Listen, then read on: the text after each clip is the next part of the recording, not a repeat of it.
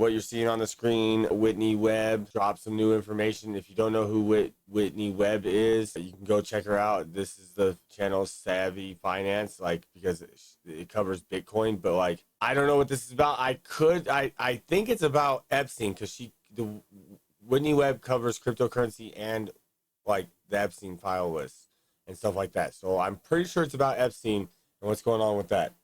We're going to get to that. I'm doing a dab. Actually, I just explained the video, so let's go ahead and just jump right into it. That Rodriguez, and when he's tried to shop this book around, he circled names that he said were co-conspirators and material witnesses to Epstein's sex trafficking crimes. So Flavio Briatore is one of the circled names. Alan Dershowitz is a circled name. Leslie Wexner, Jean-Luc Brunel, who is the French accomplice of Epstein that died in prison while awaiting trial in 2022. And then Donald Trump is also a circled name. But Rodriguez didn't specify why he circled those names, and he died the year that the book was published by Gawker, and also in prison. And I'm not really sure there's any information on the circumstances of his death. There is a sickness at the heart of global power, an elite network that operates above the law, insulated by wealth, secrecy, and silence. Over the past 2 decades, you people need to wake up, homie. That's what I'm here for. You need to come in, like the stream, follow, become aware. If you clicked on the button, you already started the process. You just didn't even know it. Scandal has exposed the depths of that depravity more than any other. The Jeffrey Epstein case, tied to royals, presidents, billionaires, and intelligence agencies. Commercial already, bro? It's too early. It's too early Epstein's for a commercial. blackmail operation wasn't just about sex. It was about control. And disturbingly, many of those closest to the levers of global power have ties to this underground world of exploitation and abuse. Few have dared to follow the entire trail, but journalist Whitney Webb has. Through years of meticulous investigation, chronicled in her book One Nation Under Blackmail, Webb has uncovered how intelligence networks, organized crime syndicates, and high-level financiers have operated as a single, intertwined system. Her latest work revisits one of the darkest corners of the Epstein story, the names in the infamous Black Book. Not just Epstein's contacts, but his inner circle of collaborators, enablers, and alleged co-conspirators. Yeah. And now, like, there's a lot of them, bro, and it's like, well, I mean, it goes way beyond this, right? Like, the Epstein file list is one thing, but like the level of corruption and control that you're under is way deeper than this. This is like one of the cards in the house of cards that like needs to be pulled down. she's asking a dangerous question. Why is Donald Trump, who once promised to expose the truth, now claiming the Epstein client list doesn't exist at all? Right? It's a stunning reversal. Definitely. During his 2024 campaign, Trump repeatedly hinted at explosive revelations, vowing to reveal what others wouldn't, and reigniting MAGA hopes that he would finally bring elite predators to justice. But since re-entering office, he's not only walked back those claims, he's begun distancing himself entirely from the Epstein scandal, despite long-standing ties and mutual associates. According to Webb, that silence may be less about except he's been like talking about like Bill Clinton and the island and the Prince and the island and like bringing up all these names and saying stuff, and then all of a sudden, oh, none of that exists. Preservation, and more about protecting certain powerful friends whose names appear in damning places. We'll let Whitney walk us through the evidence herself. But first, if you value independent journalism that asks the questions mainstream media refuses to, hit that like. Exactly, hit the like button. Like, I don't know where you guys are at, but I know this information gets views. I know you're out there. I know you're out there, people. Come on in, get to know me, get to know yourself, get to know the corruption, and all of us can get out of this bullshit. Buy Bitcoin. Button, subscribe, and let us know. Don't just buy Bitcoin, hold it self-custody. Learn what self-custody is. Learn about keys. Learn about how to secure your keys. Learn how to make sure you don't lose your keys. Buy Bitcoin. What you think in the comments. Who do you think is really pulling the strings? Let's dive in. You've written this piece on Unlimited Hangout that proposes a theory. Now, some folks think, well, Trump's effort to distract from all of this must be because he's implicated. You say I don't know. There's too much information not in his favor. And then the way he like magically just did like a 180, bro, to like say that like the Epstein files were a hoax and that they weren't real, but then they did a reversal and then now they are real, but it's still a hoax, but they're real. Like what? He fucked up bad, bro. It might be the case, but it also might be the case that he's trying to protect one or multiple very close friends. Bro, Epstein was short. Did you see that when he walked by Trump? Of his that are also potentially implicated. Tell me what you've written about here. So yeah, I started a new series which is called First Friends, which is sort of like a play on, like First Lady. And yeah, the idea is what you said, exploring the possibility of figures close to Donald Trump, still close to Donald Trump, that have unusual, or rather that have never been reported about connections to Epstein. Which suggests that, if I could find it, I'm sure the New York Times and these people could have found it too. And why haven't they reported on it, especially if there's blood in the water against their least favorite president, right? So the first person in this series is about a man named Flavio Briatore, who's probably best known for his career as a top guy in Formula One racing in Europe. And what I was gonna say is I never heard of this guy before until now. Like, because I'm not into Formula One like that, so I never even knew who this guy was. He's Italian. He's also pretty well known for having dated and been engaged at one time to Naomi Campbell and later fathering Heidi Klum's first child. Well, that's wild. Like, I know who Heidi Klum is, and I never. I don't get into these people's personal lives, bro. I never really have. I just watch them for the characters they play. That's why I like them, because they're good actors, right? Well, great actors, because they've been lying to everybody to get you guys to be manipulated for a very long time. Lenny Klum. But beyond that, he's a longtime friend of Donald Trump.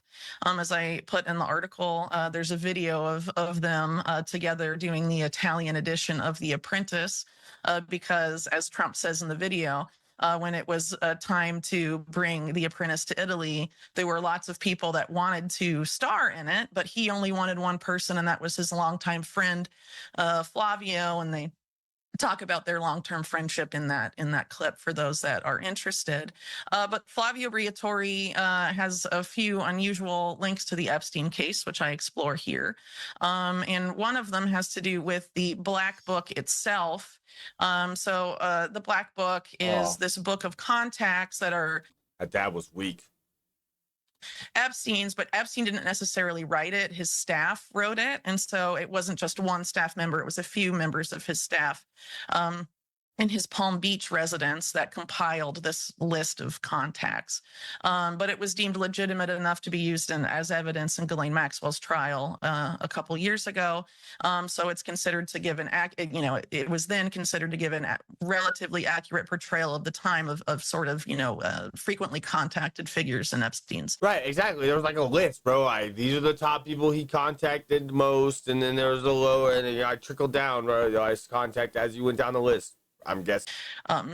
World during, the particular period of time that the Palm Beach case in particular spanned. And so that book became public. Look at all those names, bro. Harvard University, New Republic, JP Morgan, Manhattan File, Fairchild, Red Apple Group. Like, what? Well, it was originally published and made actually public by the investigative journalist Nick Bryant, who's also known for investigating the Franklin scandal, which is sort of a Reagan-Bush era pedophile scandal involving government. I never heard of that before. What? Officials. And he... So this is a rerun. Like, we're in reruns, continuous reruns of history now. The system has nothing new. You have to comprehend the system of mental control has nothing new to give you. It has already fed you everything it could possibly feed you to attempt to manipulate you and brainwash you, and it is no longer working. I exist, and I cannot be manipulated no longer by those simple little tactics that they continue to do. And every single moment I breathe, I get better at figuring out how to see the pattern recognition of the system of mental control to dispel it from your brain. Published that at Gawker, I believe in 2015, but he came into possession of it sometime, I think around 2012 or so, he said. But prior to that, the FBI obtained it from Jeffrey Epstein's former butler, Alfredo Rodriguez, who died the same year it was published in 2015. But earlier, he had tried to basically sell the Black Book initially to one of the victims' lawyers, Brad Edwards, who works with Stanley Pottinger at, I forget the name of their law firm, but they're two of the main Epstein lawyers. And so instead of buying the book, I mean, obviously it's fair that he wouldn't pay an enormous the large sum that Rodriguez was asking for it. Right. But Edwards instead tipped off the FBI and basically sicked the FBI on this guy. And the FBI set up a isn't that good? That's a good thing, right? We're on the same page. sting operation to buy the book from him, and Rodriguez went to prison, which later Epstein, when he was asked No, that's a bad thing. See, that's why, okay, it's a bad thing. about it, said about the Black Book, he was like, it never should have been published. It was terrible that it was published, but now my butler, or my former butler, is in prison for the crime of publishing it. Of course, I'm paraphrasing. What? That's not a direct quote, but that was essentially what he was saying. So he agreed with Rodriguez being put away. And it's important to point out that Epstein was an FBI informant during this period. So, there may have been some duplicity there, but again, I don't know. But what's Conflict important of here is interest? that Rodriguez, and when he tried to shop this book around, he circled names that he said were co-conspirators and material witnesses to Epstein's sex trafficking crimes. So Flavio Briatore is one of the circled names. Alan Dershowitz is a circled name. Leslie Wexner, Jean-Luc Brunel, who is the French accomplice of Epstein that died in prison while awaiting trial in 2022. Donald Trump. I didn't even know about that guy. Look how long it's been since Epstein died. And I didn't even know that guy was on trial for being a co-conspirator. I thought it was just Epstein and Maxwell. They hadn't charged anyone else. And even the media has been saying they hadn't charged anyone else. But apparently they did charge someone else. And he died too, just like Epstein, 3 years later. Not just like Epstein, but you know what I mean? Is also a circled name, which oddly enough hasn't really gotten a lot of coverage over the years. Nick Bryant, of course, talked about that, but a lot of people act like Trump was never accused. And then Brad Edwards later went out and said to Derek Brose, when he was interviewed by him, that Trump had actually been very helpful. But of course, Trump and Epstein at that point had a personal falling out. And also Brad Edwards' law partner, Stanley Pottinger, has kind of a suspect history, sort of acting like the Democrat equivalent of William Barr, which is basically a mop-up man for government scandals. Right, to someone they're like, nothing to see here. That's who this guy does. This is what this guy does. He goes, sweet. Hey, no. Look at this over here. Nothing to see over here. That's what this guy does. He's a douche. Over the course of his lengthy career as a lawyer working on behalf of the government and the Department of Justice. So there's a lot of Department of Corruption, bro. Get it right. Whitney, you gotta start changing the language with me here. Like, you comprehend that you can't say it's the Department of Justice when the Department of Justice is corrupted. There is no justice. question marks there. But Rodriguez didn't specify why he circled those names, and he died the year that the book was published by Gawker, and also in prison. And I'm not really sure there's any information on the circumstances of his death. And that's also, of course, the year that Donald Trump declares his candidacy for president. Okay. So what does it mean when a name is circled in Epstein's Black Book? According to the butler who first tried to leak it, Alfredo Rodriguez, those weren't just contacts. They were people he believed to be co-conspirators and material witnesses. That list, marked by someone on the inside, included figures like Leslie Wexner, Alan Dershowitz, Jean-Luc Brunel, another associate with a questionable death, and yes, Donald Trump himself. Rodriguez was never allowed to explain the full context. He was imprisoned after a sting operation set up by the FBI, then died in custody the same year the book was finally published. No charges were brought based on his annotations. Right. No investigation was launched into why certain names were circled. And oddly, no media outrage followed. Trump's name, in particular, has largely been swept aside, despite multiple references to his close association.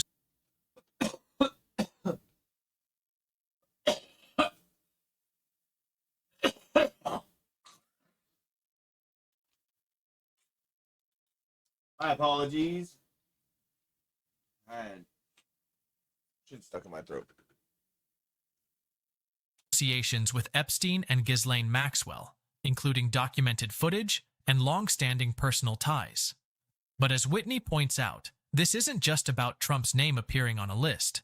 It's about the deeper, more troubling possibility that individuals close to him may also be implicated, that some of those same first friends, now shielded by proximity to power, may have connections the public was never supposed to see.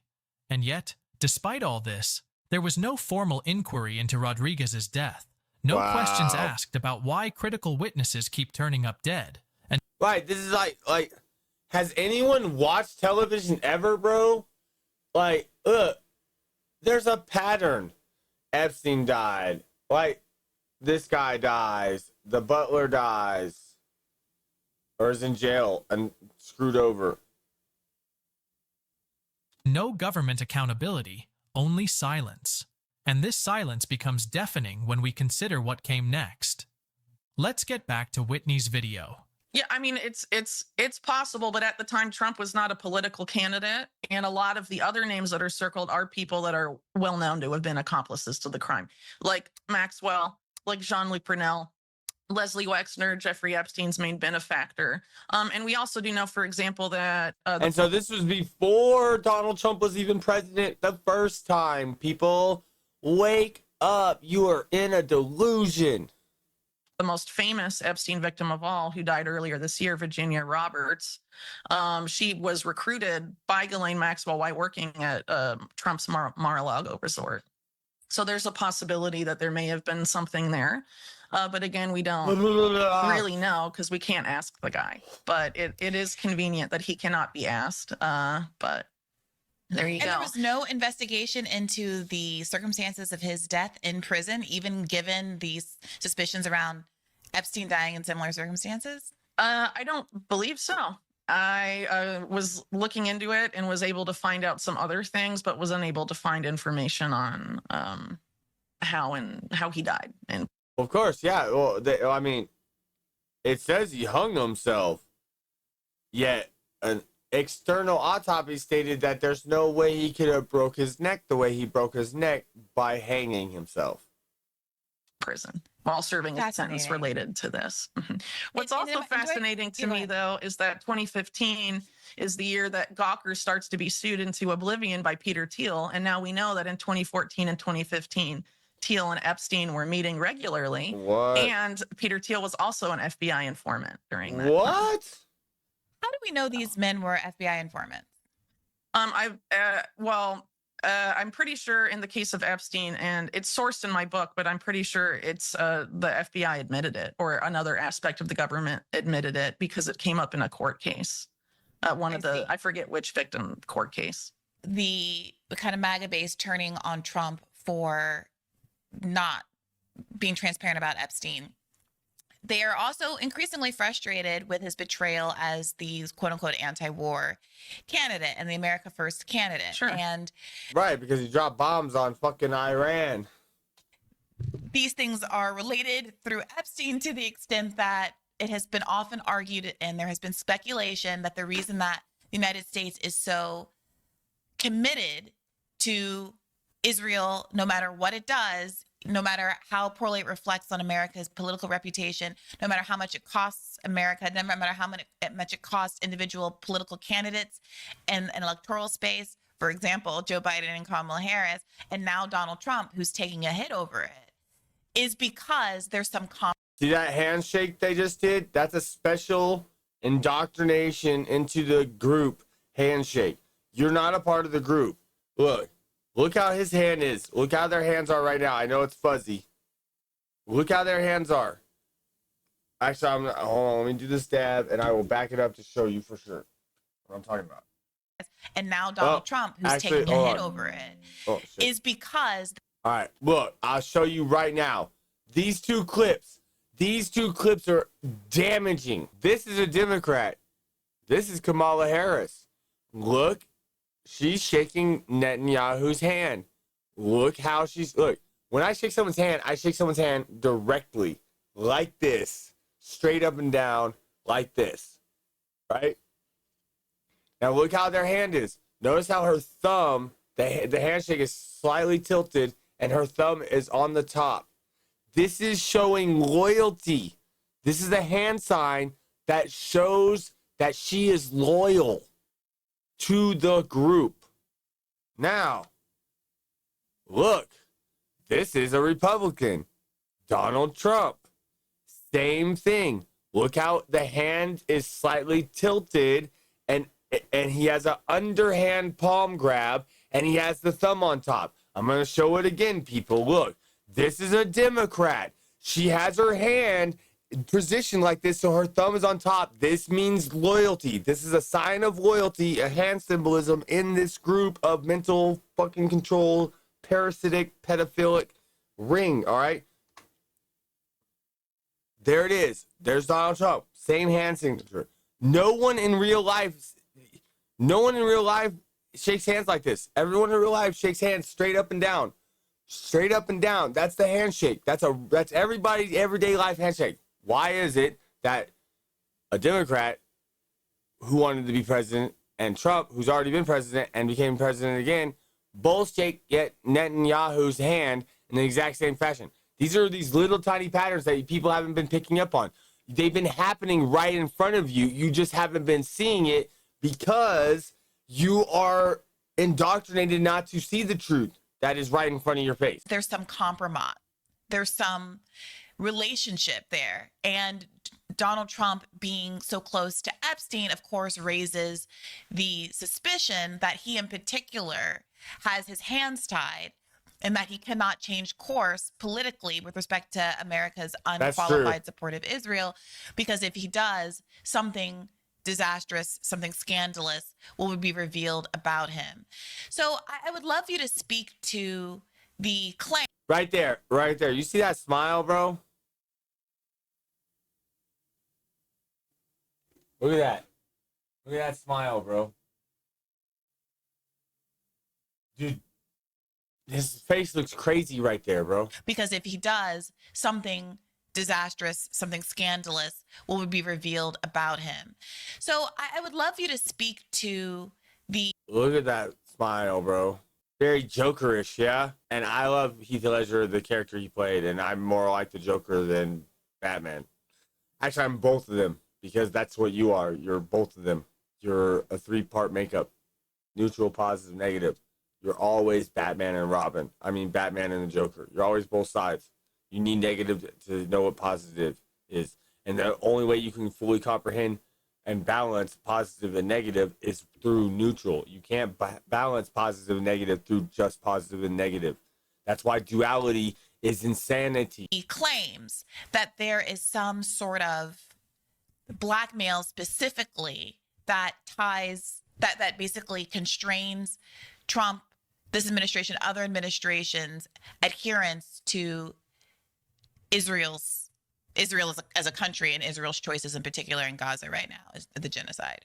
So it's hard to know if it's blackmail or if it's because basically the same people behind Donald Trump are the same people behind Epstein. So even if they had a personal falling out, that wouldn't necessarily change the fact that their benefactors tend to have been more or less the same people. So it's also, I mean, right. They all work for the same group, bro. They're all part of the same group. I'm not in it.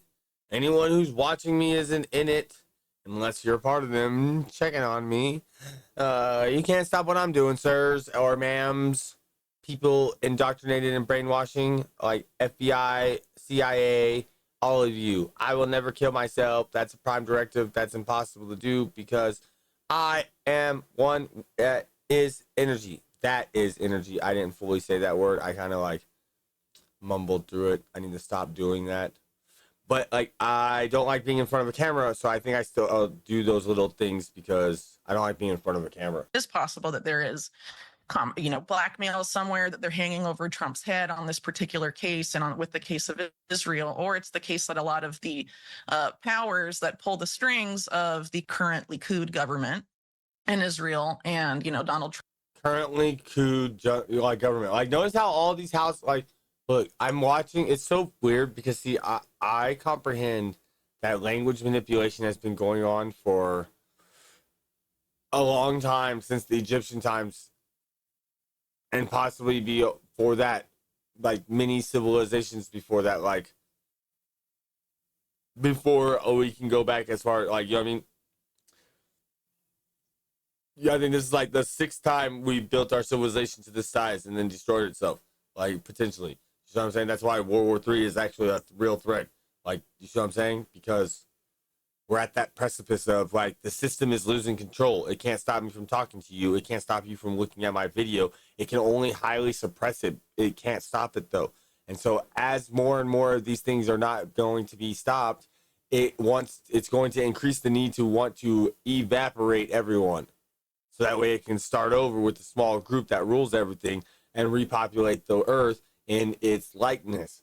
The system of mental control is insanity, and everyone who is in it needs to wake up from it, because that is the only way to escape it. Like comprehend, you're creating your own insanity by being in that thing, and choosing not to accept that that's what's happening only reinforces your own abilities in making sure you stay insane. Trump's administration have a lot of overlap. I guess as an overview, Donald Trump, was mentored by Roy Cohn, Roy Cohn was a mob lawyer. He sort of had one foot in the legitimate world, having ties to the Reagan administration and the Nixon administration, for example, but he was also a lawyer for organized crime families in New York.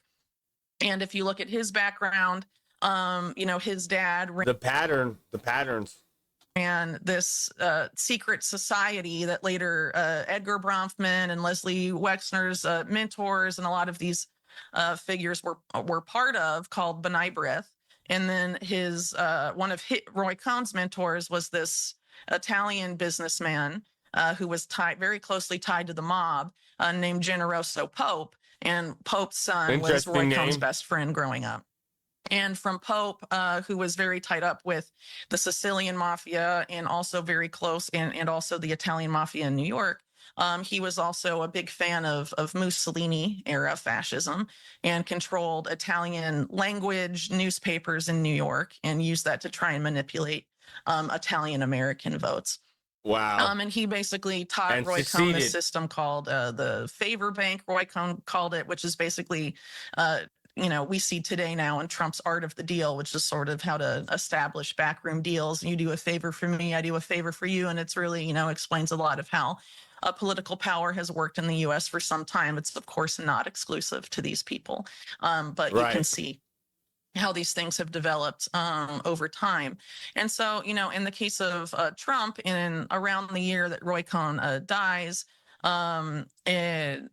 he becomes the controlling shareholder of a company called Resorts International. So Resorts International has long-term affiliations to the same syndicate of organized crime, specifically the Jewish American head of it, Meyer Lansky. Resorts International was also created initially. It was formerly Mary Carter Paint Company, which was is an acknowledged CIA front company. Right, so basically, Donald Trump became controlling shareholder of this in '87. That's also the year, I believe, that he bought Adnan Khashoggi's yacht. And that yacht Khashoggi had used for sex blackmail purposes, as I note in my book. What? And then, bro bought a pedophile's yacht, or a deviant, sex trafficker, pimp, whatever you want to call them, like pieces of shit. Trump tries to expand with Resorts International his holdings at Atlantic City, New Jersey, but at the time they were trying to make the new Vegas, essentially. And of course, Vegas itself has a lot. It's so funny how you have to comprehend. This information can only go viral by the people. The algorithms in YouTube and Facebook and all this will not allow this to go viral. It's not going to show it to you. You have to seek out truth that's within you. Historical organized crime connections, and so did a lot of the companies trying to make casinos in Atlantic City. But he eventually has financial issues with that. and in the early 90s has to be bailed out. He's going bankrupt, and he's bailed out by Rothschild banking interests. Interesting. The main banker involved there, of course, is Wilbur Ross, who was Trump's Secretary of Commerce during his first term, and that appointment was seen as Trump sort of returning the favor in a way of him being bailed out by, the Rothschild Inc., essentially, in the early 90s. And if that bankrupt, if he hadn't been bailed out, then who knows if Trump would even still be around today. And it's the same type of stuff that's used Wow, by old-time commercial. traders, athletes, other performers, where As a businessman and Wow. Let's go back and hear that again. was Trump's Secretary of Commerce during his first term, and that appointment was seen as Trump sort of returning the favor in a way of him being bailed out by, the Rothschild Inc., essentially, in the early 90s. And if that bankrupt, if he hadn't been bailed out, then who knows if Trump would even still be around today as a businessman and a famous public figure. There's a reason Wow, bro. So, like, Trump got bailed out by the Rothschilds, which is a banking cartel that's been around for over 200 years. Almost 200 years. No, over 200 years. so many names connected to Jeffrey Epstein have quietly disappeared from headlines. And it's not because the evidence doesn't exist. It's because the evidence leads to places the powerful don't want you to look. The deeper you dig, the more the lines blur between government agencies, billionaire financiers, media executives, intelligence operatives, and the very people shaping policy, perception, and the future of the global economy. These aren't isolated incidents or random connections. They're threads in a tightly woven network, one that's protected itself for decades by operating just out of public reach. A name scrubbed from a headline, a key witness dead in custody, a promise to release a list that suddenly doesn't exist. These aren't accidents. They're tactics. What Whitney Webb is doing isn't very main things right there. speculation. It's not hearsay. Right. You guys need to wake up. She's pulling from court documents, declassified files, first-hand testimony, and decades of public records. She's piecing together what institutions, media outlets, and politicians have deliberately left fragmented. Because once the full picture comes into view, it implicates far more than Epstein alone. It implicates the machinery that allowed him to operate. And that's what makes this story so radioactive. Not the crimes we already know about, but the ones still hidden behind layers of protection. Layers that now include people who once promised to tear it all down. If you're still watching, you're already ahead of most. You understand that when stories like this go quiet, it's time to start listening more carefully. So like this video, subscribe for deeper coverage, and leave a comment below. Who's really being protected? And why is the truth still being buried? Thanks for watching. There, go ahead and give it a like. Very interesting story about how, like, you got to comprehend, Jeffrey Epstein died in 2019. Based on information she's stitched together through public records, this has been going on since well before the 90s. You got to think everything is tied back to everything else through connections of patterns. You see what I'm saying? So if Trump doesn't get bailed out by Rothschilds, we see that put him in the group. You see what I'm saying? Oh, we're going to bail you out, but now you got to be a part of the group. He was climbing that ladder. He was actually already in it. You see what I'm saying? But even though, like, his father was up here, he still has to do the climb the ladder to be in the group thing. You see what I'm saying? Every single one of them has to climb the ladder to be in the group. Anyways, go check that out. I'll leave the original video in the description on my YouTube video. I appreciate you. Like, subscribe, and I'm out.